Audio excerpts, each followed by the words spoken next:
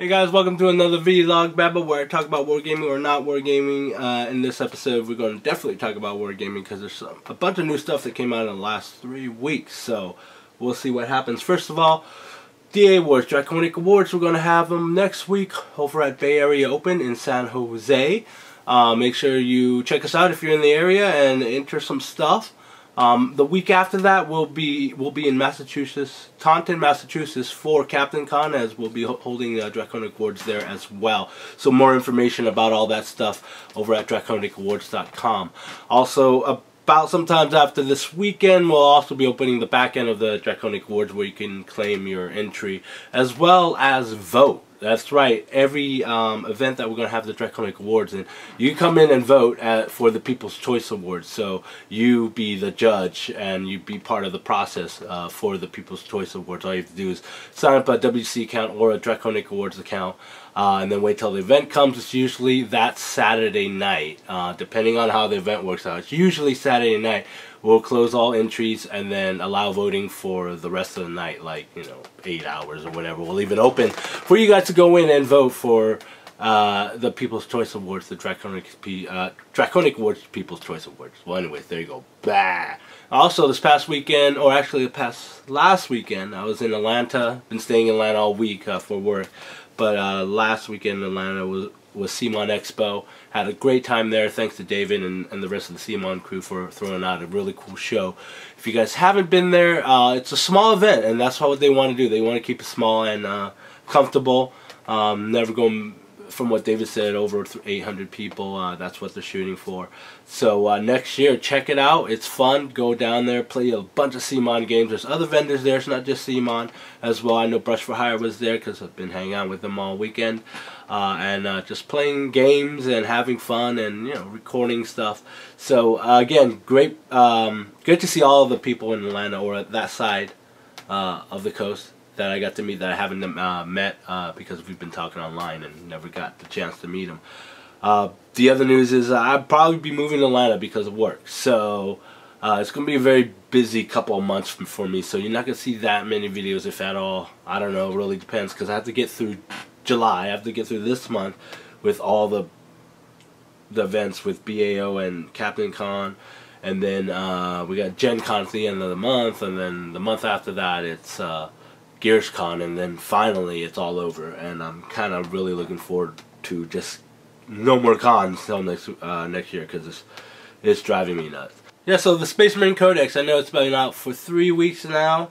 And I know you guys had a chance to look at it. I like it. I like the small little changes there. Nothing big, but I love the new Gladius Strikeforce. I love all the formations. It's really cool. Now, you guys out there that play 40K, that watch my channel, you guys really gotten into all the formation? Because I started getting into the formation. Nowadays, I'm building my armies based on as much formation as I can to give in those extra goodies that you get in for building the list based on the formations. What I don't like formations is you're forced to take certain things that you don't need, but you don't have to take those formations in order to add it to your list if you don't want to take those kind of units. But I'm really liking it. What do you guys think about the Space Marine Codex? Let me know. Post the comments down below. And then the week after that was the Dark Angels. I actually like it. The only thing I didn't like is you still can't run a full, pure Deathwing list, which is what I really wanted to do. That's what access I want from the Dark Angel Codex, but fortunately no go. But the good thing is with the formations, let's talk about this a little because it's one of the things I'm really excited about, and I'm going to start really ramping up and finish my Deathwing army here. Is you have two choices. You got I believe the Deathwing Redemption Force, and then you have the Deathwing Strikeforce. Let's look at now. I'm gonna talk Deathwing mostly because I love the Deathwing whole concept and stuff. And as you guys have seen my last battle reports, I've been playing a Deathwing. I really wanted it to be more juicy, and this is pretty good. I think little changes here and there. Let's look at the Deathwing Redemption Force. This is actually a core formation. I guess that's what you call it. So to do the Deathwing Redemption Force, you need to choose a model from the following list, which is your HQ model would be Belial, Company Master, Interrogator, Chaplain, or Librarian, 2 to 5 Deathwing Terminator Squad, 0 to 1 Deathwing Command Squad, 0 to 1 Deathwing Knights, 0 to 1 units of Vulnerable Dreadnoughts. Restriction: if it is taken, the unit of the Vulnerable Dreadnought in this formation may only include one model, which can be given which must be given a drop pod as a dedicated transport. All independent characters in this formation must have Terminator armor. Okay, so that's the restriction, which is really not bad at all. Special rules: preferred enemy, Chaos Space Marines. Okay, Deathwing Assault. For this formation, all units in this formation must be placed in Deep Strike Reserve immediately after determining Warlord traits. Make a secret note of which turns you would like each Deathwing Redemption Force in your army to arrive. Your turn 2, 3, or 4. All units in this formation automatically arrive Deep Strike at the start of the chosen turn. This formation includes a Vulnerable Dreadnought embarked on a drop pod. The drop pod automatically arrives at the start of the chosen turn and ignores the normal rules that determines when drop pods arrives. Okay, so there's no more one-turn drops for Deathwing, which is very weird because us Space Wolves have Void Claws we could drop in turn 1 as much as you want. Very odd. It just makes it seem that Deathwing is a little weaker. But okay, you got turn 2. Then it has. That's the only thing I have the gripe about is that Deathwing can't drop in turn 1. And I guess to make it fair, if you had all your whole Deathwing drop in turn 1, it's pretty much over. I mean, it could be. I mean, that one trick pony type of thing. What I really like. It's really cool. Take the fight to the enemy. Units from this formation can either shoot and then run, or run and then shoot in the shooting phase of the turn that they arrive at Deep Strike. So that's really cool. They can run and shoot and run, which gives them some extra bonus there. I wish they can assault at the same time that they, dropped, that they Deep Strike. The other formation is the Deathwing Strikeforce. This is a little more.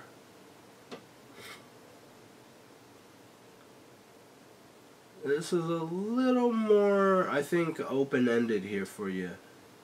The Deathwing Strikeforce. All units in the detachment. This is restrictions. All units in the detachment must have the Deathwing special rule or be dedicated transports. Units of Vulnerable Dreadnoughts in this formation may only include one model, which must be given a drop pod as a dedicated transport. So same restriction as the other one. Here's the command benefits for this detachment, or this formation. Summon to war. All units in this detachment must begin the game in Deep Strike Reserve. If your army includes a Raving Wing Attack Squadron or Raving Wing Strike Force, you can choose to automatically pass or fail any reserve rules you make for this unit in this detachment. There is no need to roll. So this means that the difference between the other detachment, this one, it could come in any turns and you could choose whatever you want and none of them need to roll. So you could just grab whatever you want for this turn and then Deep Strike them in, which I think is much better than the other one, where everything drops in either turn 2, 3, or 4. This one allows you to drop whatever you want, assuming that you have a Raving Wing Attack Squadron. You could pass or fail any reserves you roll you want for the detachment for any turn. So you could strategically bring in whatever you want. And yeah, both of these, you're going to need something on the table. So whatever's better way than having a Raven Wing Attack Squadron or a Strike Force to be in turn 1, and we'll get to that in a bit. The first line of Caliban. This is another command benefit. If this detachment is your primary detachment, you can reroll the results when rolling the Dark Angel's Warlord traits, which usually is a lot of the command benefits for a lot of the detachments out there. And then of course it has to take the fight to the enemy. Units in the detachment can either shoot or run and shoot in the shooting phase of the turn that they arrive in Deep Strike. And the force order for this detachment is 1 HQ and 2 elites, and optional of 2 HQs, additional 2 HQs and 10 elites. So you could totally munch up a huge force of Deathwing depending on how many points you play.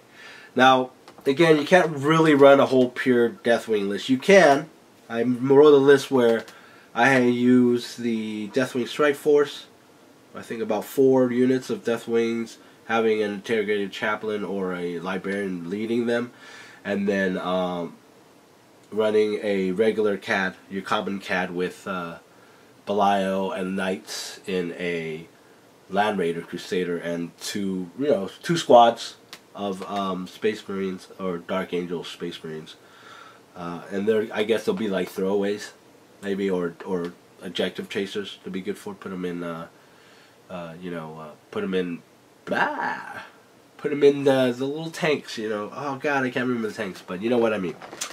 So yeah, I made a list of that one. What really is good is using a Raving Wing formation down on the ground for first turn. And let's take a look at the Raving Strikeforce. Okay, this is the non-common detachment. You'll find this at the end of the Codex. The Raving Strikeforce. All units in this detachment have to have the Raving special rules. Okay, command benefits. First Huntsman. If this detachment is your primary detachment, you can re-roll the results when rolling on the Dark Angel's Warlord trait table. Whatever. Speed of the Raven. During your first turn or the second turn, if the units in this detachment was placed in reserves, any units from this detachment that turbo boost or move flat out counts as jinxing until your next turn. However, units from this detachment do so can still fire the guns normally in the next turn. They do not have to fire snapshots. So, you basically have Raving Wing Strikeforce on the ground, rushing your opponent, go moving out, turbo boost without, and have the ability to jinx without having the penalties of jinxing. So you can fire full blast on the next turn, which I find really, really cool. Okay, strike as one. All units from this detachment should either be placed in reserve or deployed as normal. If placed in reserve, all units in this detachment automatically arrives at the start of your second turn. So just keep the Raving Wing Strikeforce on the ground for first turn. Just have them run up to the enemy. Just run up and boom, boom, boom. The Force Org on this one is 1 HQ, compulsory 1 HQ, and 2 fast attacks. Okay? And the optional is additional 2 HQs, 1 elite, 10 fast attacks, 3 heavy support. So you can go minimal on this, and then just have them run around in the ground the first turn, doing what they need to do. So, but unfortunately with this one, you have to have an HQ in it and 2 fast attacks, which I'm not too sure about the HQ. I don't want to spend too many points on that. That's why I normally was looking to go to the more core formation of the Raven Wing, which is the Raven Wing Attack Squadron. Now this is just one of the attachments for Raven Wing. There's 2 more. There's a Support Squadron and a Silence Squadron, which is kind of weird. It seems like they're really heavily favoring Raven Wing in the Dark Angel Codex, which I'm more of a Deathwing player, right? So Raven Wing Attack Squadron. This is the formation: 1 Raven Wing Bike Squad or 1 Raven Wing Attack Bike Squad. And then 1 unit of a Raven Wing Land Speeder or 1 Raven Wing Land Speeder Vengeance. Restriction: all units of the Raven Wing Land Speeder may only include 1 model, which kind of sucks. The unit of Raven Wing Land Speeders may only include 1. Now I'm wondering if this also includes the Speeder Vengeance, because all it says is Raven Wing Land Speeders. Fact time, I guess, right? Because I wouldn't mind, jamming it up with 3 Vengeance. Special Rule Scout. Okay, and the Attack Squadron. If the Raven Wing Land Speeder or Raven Wing Land Speeder Vengeance from this formation scores 1 or more hits upon the enemy unit in the shooting phase, then all models in this formation, Raven Wing Bike Squad or Raven Wing Attack Bike Squad, add 1 to the ballistic skill characteristic when shooting at the same target for the rest of the phase. So use this baby if you're gonna stick it on the board for first turn and go after something big, something that your enemy or your opponent has put on the table, and go after that and see if you take it out and let turn 2 to come around and have all the Deathwing drop down. This also has a special rule: summon the Deathwing. Friendly units composed entirely of this model with the Deathwing special rules do not scatter when they deep strike, so as long as the first model placed within 12 inches of the model of this formation. For this to work, the model from this formation must have been on the battlefield at the start of the turn. So you have that little caveat there too, that little thing where you don't scatter if you drop 12 inches within the squadron. So, it'd be a cool thing to go after, first turn, go after something big, go after something that you need to take out. That's what this is good for. And then, you know, have some backup when turn 2 comes. Drop a couple units within 12 inches of the Raving Wing attack squadron and finish them off. I kind of like it. I like the changes. I still don't like it that you can't have a full Deathwing, you know, Deathwing only thing. I mean, even to the point where there's no troop choices. I mean, there might be a way. If you guys found a way, let me know. Also, let me know what you think of the new Dark Angels Codex. I'm not going to read it all here. I mean, if you guys want me to, I could go over the codexes. Maybe start a conversation about that and see what you think. Let me know if you're interested. Just leave the comments down below. And any other thing about what you think about the Dark Angel Codex. Now, here we go. Here's the big elephant in the room. It's just Sigmar, because I've been talking about this. Most of you guys know I'm a huge Warhammer Fantasy player. I love playing Warhammer Fantasy. I've been playing it for years. I play more than 40k, really. And I have been. And I think I started on that one first before 40k when I got back into the hobby. Now, here's the thing. Now, if you guys haven't noticed, or if you guys don't know yet, the rules have been released. Okay, and there are 4 pages. Okay, so there's 2 schools we have to think about here. You have to think about the old school, which is kind of like me, where I played Warhammer Fantasy for 3 editions, and it was, you know, a huge book of rules. But there was tons of big epic battles and lots of strategy and thinking going on, down to, you know, how you move, how you deploy, how you redirect units and stuff like that. To the other school where you're new, you never play Fantasy or you've heard of it, and then you look at them like, wow, the models are so cool and it's really simple, you don't need that much to start. And that's the whole thing that they're going after, you know, small base rule, easy to learn, less models. And get people into the hobby, I guess, the younger kids in the hobby, because a lot of it, the way it's written, kind of caters to the younger crowd. No more, you know, huge rule sets anymore. This is 4 pages of core rules here that I'm looking at on my tablet here. And you can read all this in 10 minutes, 20 minutes, depending on how fast you read. It's very simple. None of the old models are outdated. They have War Scrolls for those too, and War Scrolls is basically the army layout. There's a couple things to this. Okay, so let's go with new school first. All right, let's go with, you never played Warhammer Fantasy, or you've gotten out of it and you're looking for something small and fast and skirmish, which again can be played as a full epic game if you wanted to. Then Age of Sigmar is probably for you. I think you will like it. It is like a very watered down, I wouldn't say Warhammer Fantasy anymore because those rules are gone. It's a very watered down version of 40k, except it's fantasy. Really, that's what it is. I mean, even if you look at the model, I'm not going to say nothing, but, you know, Space Marines Fantasy is pretty much what it looks like. So, if you're new in this, I take a look at it. I mean, even if you're an old school player like me who's really thinking that fantasy is now completely dead, just look at it. Play a couple of games. It is very, very simple. Okay, and that's one thing that's going to be really good about it for those people out there. Really simple to play. Play it in a skirmish. You can play it full blown if you wanted to. It's just going to take longer. It goes by really, really, really quick. Okay, it does, as opposed to the old fantasy rules. The only thing I don't like about it is the stupid silly rules, and you don't have to play those stupid silly rules. Some of the War Scrolls have stuff like giving you bonuses or whatever if you shout really loud or something like. It's so stupid. Alright, so just ignore those rules. That's what I'm going to do. Am I going to play Age of Sigmar? Yes, because I have to think about this as a different game now. Only reason why, I'm going to miss, you know, the whole full-blown 8th edition fantasy type of thing, but I'm going to play this because it will bring a lot of people into this game. Okay, my friend Sergio, who plays 40k only, never had an interest in playing fantasy. Now suddenly he was looking at saying, oh, well, if this is how it's going to be, I'm definitely going to play because it's small, don't need that much models, and it goes by really quick. Again, it goes by really quick. So then you have those people, the old school out there, that's going to say Warhammer's 40 dead, 40 Fantasy is dead. You look at the rules, and it's just, you know, watered down rules for kids, which lets me, it's true, it is. Okay, that's what GW is doing, and they have to do it to try to get their money back from this game, because it was you know, one of the smallest selling part of their arsenal there. Okay, so they did it.